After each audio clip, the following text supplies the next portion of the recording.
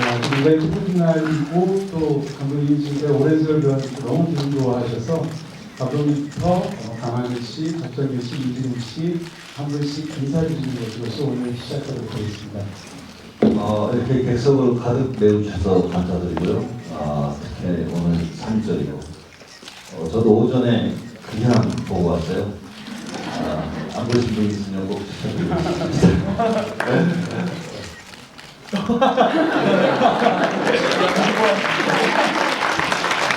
네, 저도 이렇게 하나 보고 싶은데 아직 못하네요.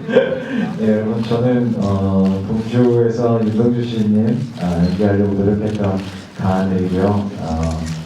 3.1절 다들 태극기는 달고 오셨는지 모르겠습니다. 저 오늘 같은 진짜 어떤 의미 있는 날에 이렇게 의미 있는 영화라고 생각을 하는데요, 저 영화. 의미 있는 영화를 위해서 진짜 저 끝에 있는 좌석부터 제일 앞에 있는 좌석까지 꽉 메워주셨어요. 그래서 들어오면서 되게 뭔가 감격스럽고 되게 영광스러웠던 것 같습니다. 이렇게 의미 있는 날 저희 영화 이렇게 선택해 주셔서 너무너무 감사드립니다. 감사합니다.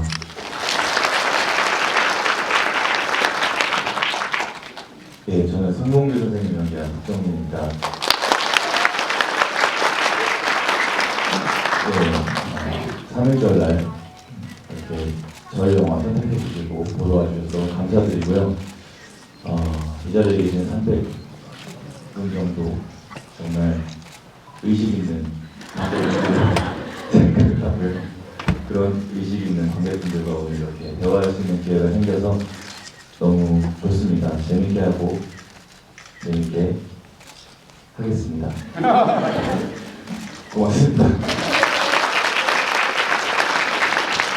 네, 안녕하세요. 영화 동주에서 동주하고 우리 친구 초정이 맡은 민진우입니다. 네,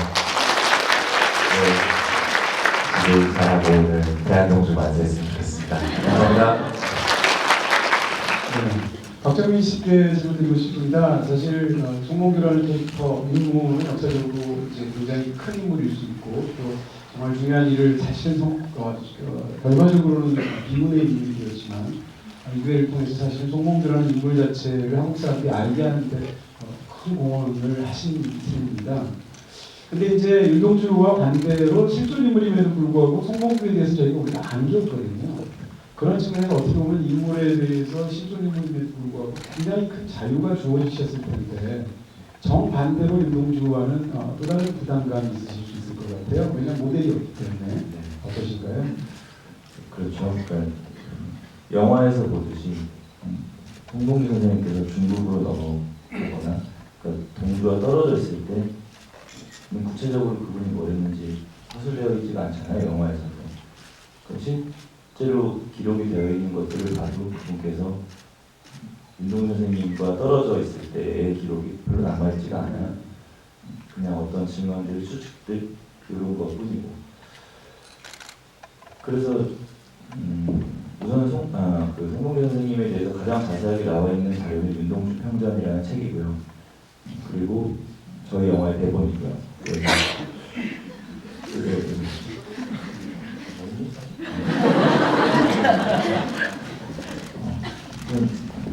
그래서 그 활자들에 기댈 수밖에 없었는데 이제 문제는 그분께서 했던 선택과 행동들은 분명히 그분께서 하신 거란 말이죠.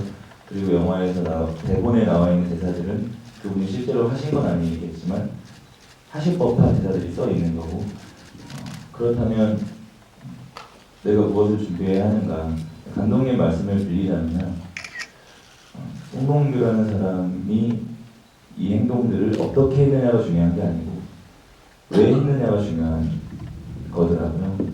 그래서 그분께서 이제 예를 들어서 중국으로 넘어가시고 독립운동을 하기 위해서 혹은 미국을 넘어가셔서 일본군 안으로 침입해서 그 안에서 뭔가를 하시려고 했던 그 계획들이 그 저변에는 어떤 그분 나름의 역사적인 통찰이 있었을 테고 시대적인 고민이 있으셨을 거거든요. 그러면 제가 그걸 알아야 그분의 어떤 기록이 크게 남아있지는 않지만 영화상에서 연기를 할 수 있을 것 같았어요. 물론 대사가 있으니까 그럴듯하게 하면 되겠죠.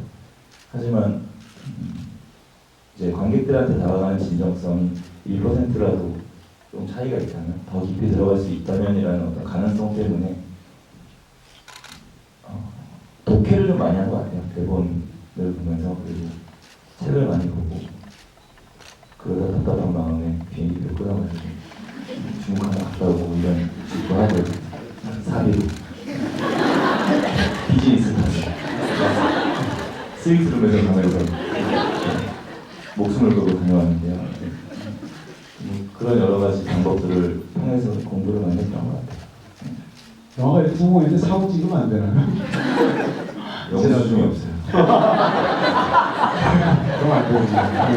굉장히 그 치명적인 실수를 이뤘습니다.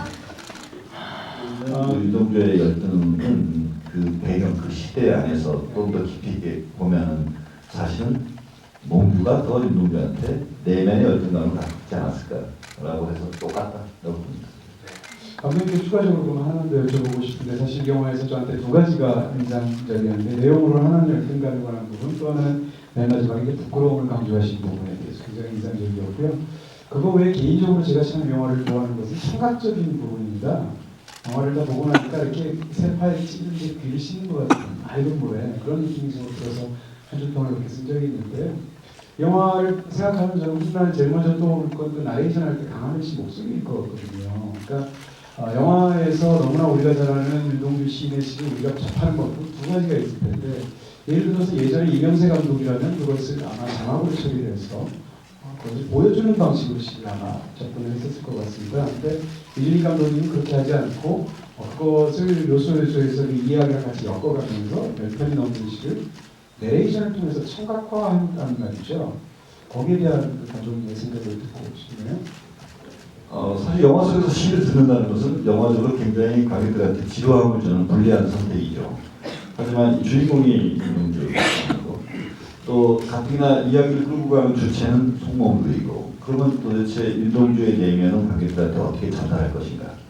물론 이제 송몽규와 윤동주 간의 관계 안에서 리액션을 받을 때 연기적으로 보여줄 수 있겠지만, 시인은 시를 통해서 자신의 내면을 고백하면서 자신을 증명해내는 과정이라고 치면은 시를 영화 속에서 뺄 수는 없는 것이다. 근데 이것을 자막으로 안 하고 소리로 하는 것은, 저는 소리에 대한 믿음이 있어요. 항상 윤동주 시인 역할에 강하늘을 캐스팅하게 된 가장 큰 결정적인 이유도 강하늘의 보이스톤이 저는 윤동주의 시를 전달하는데 너무나 그 아까 귀를 쓰는 듯한 그런 느낌을 아마 강하늘의 소리에서 관객들이 느낀 거 아닐까. 저는 그 시절부터 태양섬 때 20살짜리 이 어린 친구를 이제 영화 데뷔를 하는 사람이기 때문에 잘 알고 있죠.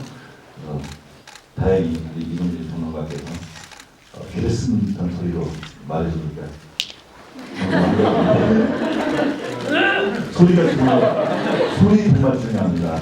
자신의 목소리는 숨길 수 없다는 거예요. 소리를 많이 갈아듣는 것도 아주 좋은. 그 알려진 바에 따르면 황정민 씨랑 술 한잔해서 캐스팅한 걸로 알고 있는데, 사실은 전혀 그게 아니고 이 소리에 반하셔서. 그렇죠. 이제 그 황정민하고도 뭐 자주 이제 그런 있지만, 놀랍게도 이게 운명인 건지 숙명인 건지 딱 생각하고 있는데 딱 얘기를 하는 거예요.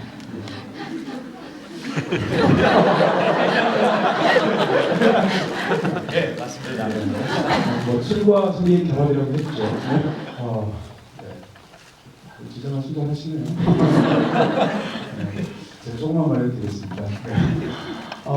박정민 씨한테 그 얘기 또 여쭤보고 싶습니다. 그 연기, 이제 송몽규와 관련해서 제가 굉장히 흥미로웠던 건, 이 인물의 훌륭함은 뭐 말할 필요가 없겠죠. 당연히 훌륭한 면모가 있는데, 제가 그것을 이제 연기하신 그 박정민 씨 연기랑 관련해서 신기하고 재밌었고 인상 깊었던 것은, 뭐라고 할까, 이 인물의 젊음을 연기하신 것 같은 느낌이 드는 거예요. 물론 실제로 나이가 어리기도 하지만, 예를 들어서 그 뭐 유치원한테 침입하죠. 이렇게 우등상을 받을 때 거기서 이렇게 그것을 과감하게 뿌리치고 이렇게 나오는 모습, 이럴 때 물론 그 인물이 얼마나 신념이 강한가 이런 것도 보이지만, 다른 한편으로는 그 인물의 치미 같은 것도 보이거든요. 이 젊은 어떤 혈기 같은 것도 보인단 말이죠. 물론 일단 기본적으로 훌륭하다는 걸 전제하면서 그런 걸 보여주셨다는 건데, 그리고 또 이제 송몽규라는 인물을 보면서 뭐라고 그럴까요? 굉장히 저 인물이 훌륭한 걸 차치하고 굉장히 이렇게 에너지가 많고 사실 장난기도 좀 있고 그러면서 리더십도 있고 이런 것들을 보여주셨는데 그게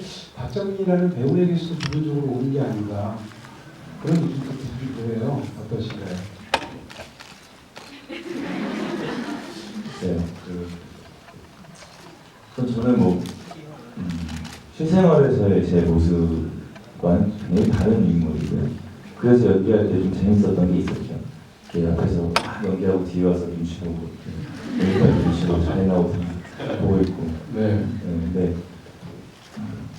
예를 들면 그런 거예요. 아까 형관님 말씀하셨던 것처럼 그런 게 되게 재밌었어요. 이제 그분을 연기하기 위해서 공부를 하고 이것저것 그분들의 성향들을 제 몸으로 이제 체화를 시키는 과정에서 그 장면을 이제 방금 말씀하신 장면이니까 윤치호에게 상을 받는 장면이 있잖아요. 초록도에서 찍었는데 윤치호 선생님 역할에 선생님이 오신 거예요. 근데 윤치호랑 되게 똑같이 생기신 분이 오신 거예요.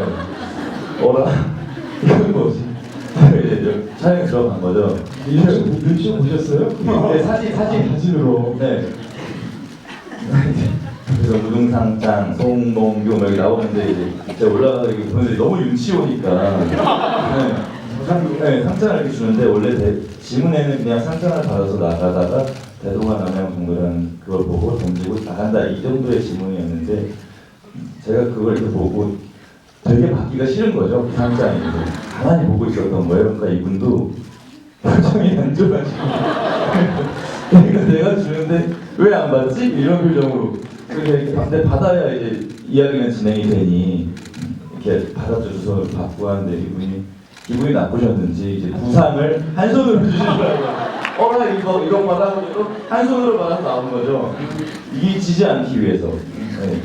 이제 대동아 남양경도라는 아주 말도 안 되는 이론의 일본의 군국주의의 어떤 그 대동아 공영권에 이 반영된 책을 선물로 주니까 얘기하고 던지고 나간 거죠. 그런 그냥 저도 모르는 어떤 행동들을 할 때 내가 지금 이분을 공부하다 보니 이분을 연기하는 게 되게 재미있구나 라는 게 느껴졌어요. 저는 기본적으로 그런 사람은 아닌데 리더십도 없고요.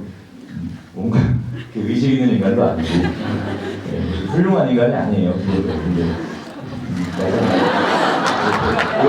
내가 10년 봤으니까 알 거 아니야.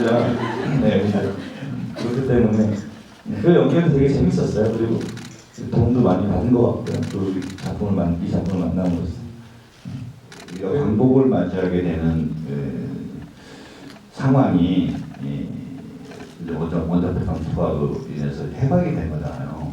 사실은 수많은 광복군들이 자력으로 조국의 광복을 위해서 피를 흘리고자 그야말로 수십 년 동안 노력해서 본토에 그러니까 조선 땅에 들어오려고 했던 그 많은 사람들이 있었어요. 근데 뭐 불행인지 다행인지 원전 폭탄이 대도에 종전이 되는 바람에 그 수십 년을 준비해왔던 우리의 선조들의 그 안타까운 바램들을 송몽규라는 인물 안에 영화적으로 잘 표현할 수 있는 방법이 아니라 이 영화에 참여했던 스태프들의 몫입니다. 제수복과 관련해서는 의상 팀장이 그걸 어머니의 그런 수익까지도 다 감안해서 한 것이고 다른 모집과 관련해서 예를 들어 미술팀 같은 경우에 아우의 인상화라는 시가 나올 때 동생한테 책을 주잖아요. 호박꽃처럼. 호박꽃처럼도 고증이지만 그 앞에 책상 앞에 이렇게 책꽂이에 꽂히는 책들 있잖아요. 책 제목도 전부 다 고증. 깜짝 놀라실 거예요. 그리고 뭐 여기 L자 마크 어디 들어있죠? 이것이 계속 문과 대학이라는 것이 계속 미끄레까지 이어져 있고 뭐 단축뿐이 아니라 뭐 이루 말할 수 없이 고증이 많아요. 그래서 대한민국의 영화를 찍는 스태프들의 그 열정과 수준이 거의 세계 최고 수준입니다. 물론 저예산 영화이긴 하지만 돈으로 해결할 것이 아니라 정말 우리가 땀으로 몸으로 노력으로 채워나가는 것들을 8번이나 보시고 발견해 주신 거 진심으로 감사드립니다. 저는 이런 걸 설명할 기회가 별로 없거든요. 마이크 시켜 죄송합니다.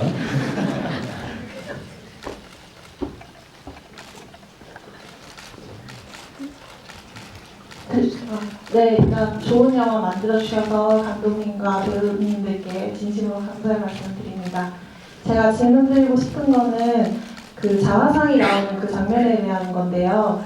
제가 영화를 보면서 파악했던 몽규라면 그 경찰한테 쫓기면서 하숙집에 가서 동주가 있는 창문을 바라볼 수는 있는데 굳이 돌멩이를 던져가면서까지 불렀을 것 같진 않아요. 그리고 또 같이 가자고도 했을 것 같지 않아요. 왜냐하면 그렇게 되면 그 경찰한테 이 임동주가 뭔가 잡혀갈 만한 그런 게 있다는 비밀을 주게 될 수도 있는 건데 왜 같이 가자고까지 했을까? 그래서 그거에 대한 설명을 듣고 싶습니다. 제가 해보고요. 안 되면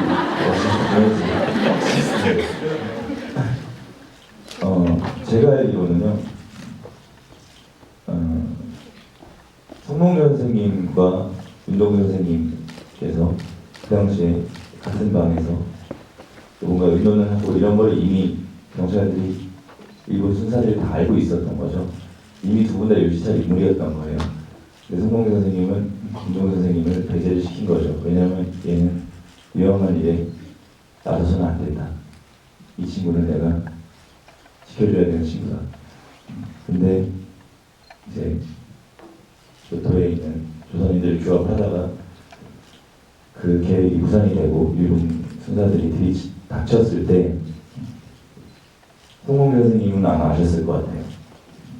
내가 잡혀가면 윤동주도 같이 잡혀간다. 네. 그래서 가서 만나요. 네. 어시스트. 일본 말고도 다른 또 유학생 교합사건에 걸려 있는 모든 사람들은 다 이미 정확한 어떤 거중에 하여 그들은 요시찬 인물이 없고 극적으로 이제 이렇게 표현을 해낸 건데 어차피 일동주도 스케치 시저전 이후에 시가 우리가 없단 말이에요. 그러면 시가 그 사람이 안 썼겠어요. 썼지만 벽에는 검거돼서 조선어로 쓴 시를 다 일본어로 번역해서 그 시에 대한 사상적 보도남에 대해서 그들은 계속 신문을 취조를 했을 것이고 그 시들은 이제 남아있지 않죠. 벽에는 후쿠오카 감옥에서 없어졌으니까. 그리고 그들은 그 기록을 다 말소시켰고 뭐 그런 여러 가지